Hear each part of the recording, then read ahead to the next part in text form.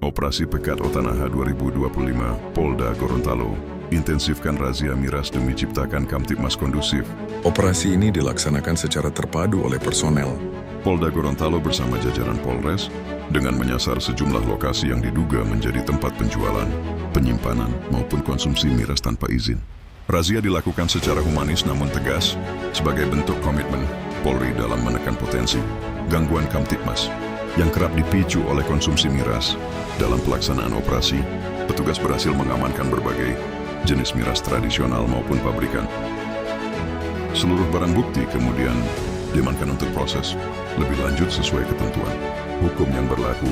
Polda Gorontalo mengimbau seluruh elemen masyarakat untuk turut berperan aktif menjaga lingkungan masing-masing dengan tidak mengonsumsi maupun memperjualbelikan miras ilegal, serta segera melaporkan kepada pihak kepolisian apabila menemukan aktivitas yang berpotensi mengganggu Kamtibmas.